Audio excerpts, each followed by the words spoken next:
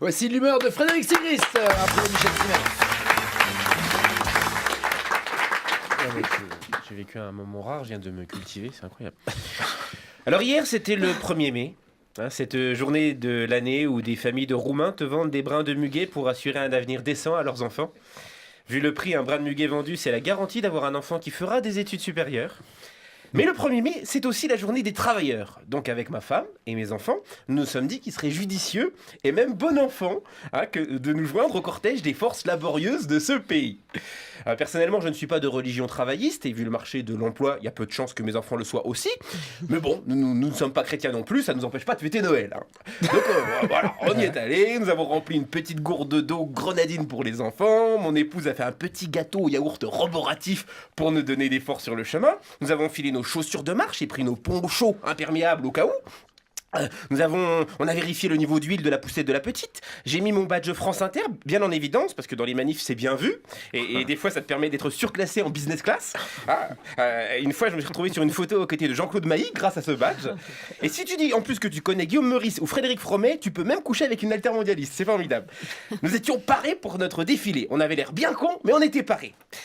Et si je ne devais retenir qu'une seule chose de la journée d'hier, c'est l'importance d'être à la mode.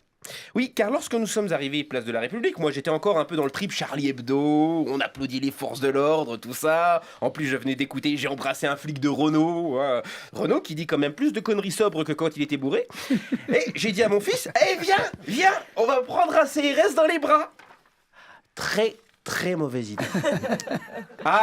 Ces gens en ce moment n'aiment pas le contact. Ils sont tendus. Non, je me serais pas caché derrière mon fils, je me prenais le coup de matraque direct. Alors lui c'est moins grave, il a 6 ans, à cet âge les os sont encore assez mous, Michel Simès peut confirmer. Alors ce qui est rassurant en 2016, c'est que quand tu te fais latter la gueule comme ça en public, c'est que personne ne vient t'aider, mais au moins c'est filmé.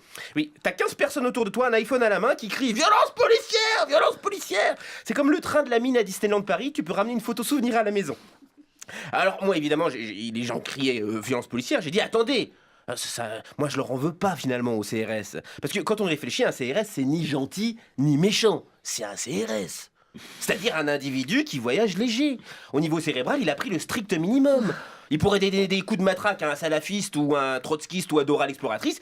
Pour lui, c'est pareil, son boulot reste le même. Il s'en branle de ce qu'il y a sous la matraque, il se détend. Voilà. Un CRS, c'est un garde de Buckingham Palace à qui on a donné le droit de bouger.